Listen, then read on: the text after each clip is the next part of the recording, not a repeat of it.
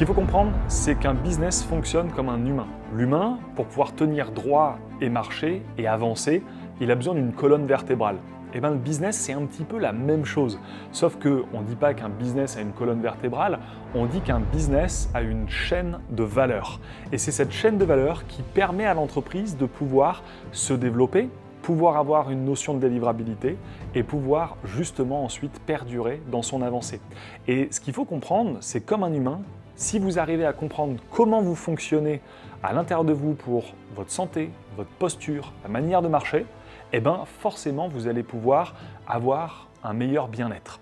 Et bien c'est exactement pareil avec un business. Si vous fonctionnez, si vous savez comment fonctionne une entreprise dans l'ensemble de sa chaîne de valeur, cela sera beaucoup plus prédictible pour vous de manière à pouvoir faire scaler votre business. Alors là, vous vous demandez sûrement, c'est quoi en gros cette chaîne de valeur business, en quoi elle est composée, qu'est-ce qui la compose et vraiment comment on arrive justement à la mettre en place et s'il y en a qui l'ont déjà mis en place, comment on peut solutionner les différentes problématiques qu'il peut y avoir dessus. Alors on va tout de suite démarrer avec la première vertèbre ou alors la première chaîne de valeur qu'on retrouve dans le business qui est la prospection. La prospection, c'est vraiment la manière dont vous allez poser la question pour vous dire comment je fais pour rentrer en contact avec mon marché afin de leur proposer mon produit ou mon service. Ça, c'est le premier point.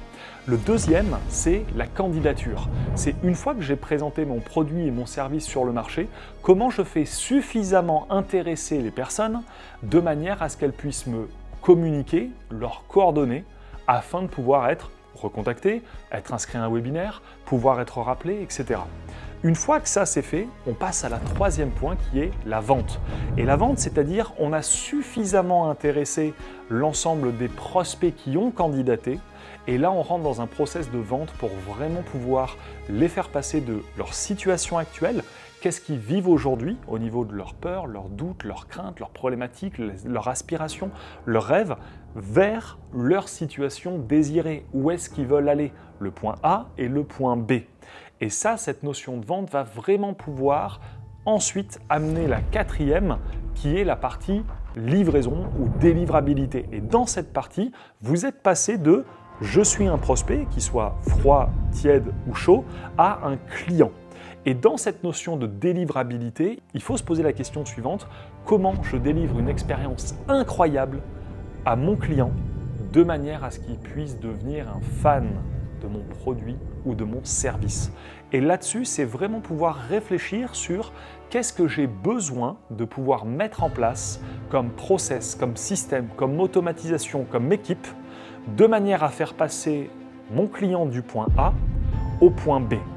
Et ça, là-dessus, c'est ce qu'on appelle des process de délivrabilité. Et vous avez besoin aujourd'hui de vous poser la question de est-ce que c'est moi qui délivre ce que j'ai vendu au client? Et donc le point A, le point B, le guide un petit peu qui les fait passer de cette situation, c'est vous. Ou alors est-ce que vous pouvez mettre à la place des personnel coachs, des gens de votre équipe, des employés? Est-ce que ça peut être une formation en ligne? Est-ce que ça peut être justement des personnes externes, des freelances qui peuvent le mettre en place? Qui peut vous aider dans votre organisation à pouvoir délivrer une expérience juste incroyable à vos clients? Et une fois que vous avez délivré une expérience juste incroyable à vos clients, quelle est la dernière étape? La dernière étape, c'est ce qu'on peut appeler la LTV, la Long Term Value, ou alors les upsells, ou alors la recommandation. C'est vraiment toute cette partie-là du business où on va se poser la question suivante, c'est comment je peux faire pour faire racheter un produit, un service à mes clients de manière à ce qu'ils puissent tout simplement continuer leur expérience. Et là, dans la partie LTV, il faut se poser la question et de se dire, est-ce que je peux revendre le même produit ou le même service? Ou alors, est-ce que mes clients vont développer ensuite d'autres besoins que je vais pouvoir assouvir? C'est-à-dire, un petit peu, il y a le point A, il y a le point B, et une fois qu'ils ont atteint le point B, en fait, leur point B sera leur point A, c'est-à-dire leur situation actuelle, et il y aura le point C qui deviendra leur futur point B, leur situation désirée. Et dans ce point C, qui n'est pas actuellement présent chez vos clients, quel va être le futur besoin que vous allez pouvoir ensuite assouvir chez vos clients, chez vos prospects, de manière à pouvoir leur faire vivre une expérience incroyable. Et donc ça, c'est la colonne vertébrale, la chaîne de valeur qui permet à tout business de pouvoir perdurer. La prospection, la candidature, la vente, la livraison et les systèmes d'upsell, de recommandation, de LTV. Et aujourd'hui, dans votre activité, s'il y a une problématique, un challenge que vous vivez actuellement, c'est que ça fait forcément partie de ces 5 parties. Soit vous n'avez pas assez de prospects qui rencontrent votre produit ou votre service, soit derrière, vous communiquez à beaucoup de gens votre produit, votre service, mais très peu y trouvent d'intérêt et donc s'inscrivent, vous communiquent et échangent avec vous. Et donc forcément derrière, dans la vente, vous pouvez aussi avoir un problème où j'ai des gens qui viennent mais j'arrive pas à vendre, j'ai du mal à closer. Ou alors les gens, forcément, j'en ai beaucoup, mais ces personnes-là ne convertissent pas. Ou alors, en fait, oui, comme je n'ai pas réglé la partie prospection et candidature, j'ai du mal forcément avec l'aspect vente, vu que j'ai très peu de gens à qui je peux pitcher mon produit ou mon service.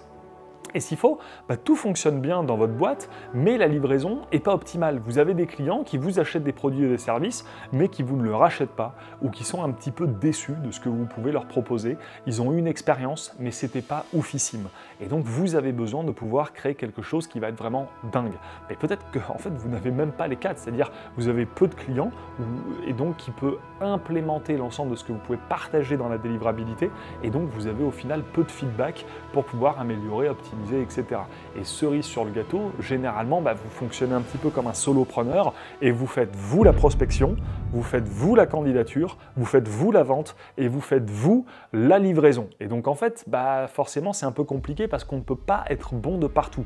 Et rappelez-vous, je l'ai partagé dans une autre vidéo, il faut fonctionner en qui et pas en comment. C'est-à-dire, vous ne posez pas la question de comment je vais faire pour délivrer, comment je vais faire pour ramener du flux client, comment je vais faire pour vendre, mais plutôt qui peut m'aider à ramener du flux, qui peut m'aider à pouvoir vendre, qui peut m'aider à pouvoir délivrer.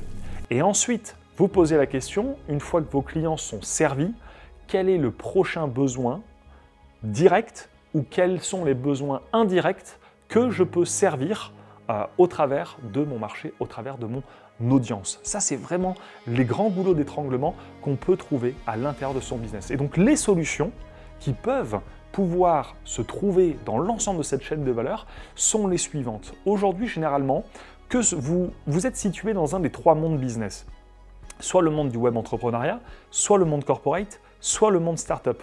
Aujourd'hui, les stratégies, globalement, sont un petit peu les mêmes de partout pour pouvoir avoir du lead, avoir des ventes. Ça s'y ressemble fortement. Et je vais vous partager quelques solutions que vous pouvez aujourd'hui mettre en place pour votre startup, votre boîte corpo ou votre boîte de web entrepreneur de manière à pouvoir voir vos résultats avancer. On reprend la première partie qui est la partie prospection. Et là, vous vous dites, OK, j'ai un produit, j'ai un service, comment je peux le mettre davantage en avant auprès d'un marché? Aujourd'hui, il y a 2 grandes solutions pour pouvoir le faire. Le premier, c'est avec des stratégies organiques. Le deuxième, c'est avec des stratégies de payants. Les stratégies organiques, c'est des stratégies de publication de contenu. Vous allez publier sur des réseaux sociaux de manière à faire venir les gens avec ce que vous lui proposez, produits, services, un offre d'accompagnement, etc. Et derrière, ensuite, vous allez pouvoir justement passer une phase de vente, passer une phase de livraison, etc. Dans la phase organique, vous pouvez utiliser, et aujourd'hui, les nouvelles stratégies qu'on appelle des shorts, des reels, ou tout simplement un peu ce qu'on peut avoir sur TikTok avec des vidéos qui vont être courtes, impactantes, montées, et qui vont permettre directement d'aller répondre aux croyances qu'ont votre marché, qui peuvent ou pas réussir par rapport à X, Y, Z de ce que vous proposez, ou alors de mettre en avant les bénéfices que votre produit ou votre service va pouvoir mettre en place. Et donc développer une stratégie de contenu aujourd'hui au travers des nouvelles plateformes qu'on peut avoir, TikTok, les réels et les stories, de manière vraiment à pouvoir avoir du contenu qui soit visible à une plus grande audience de personnes et qui soit impactant. De l'autre, vous avez des stratégies payantes pour toujours, on est dans la partie prospection.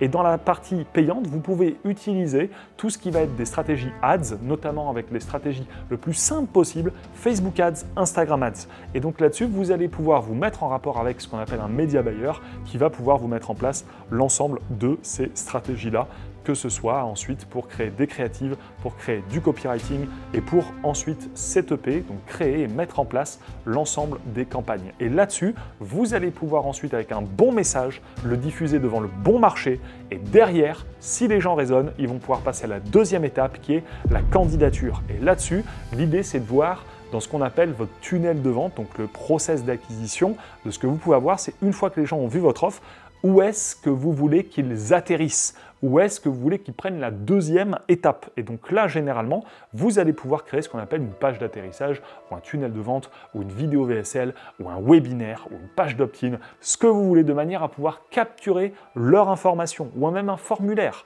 Et donc derrière ça, vous allez ensuite pouvoir récolter de la data.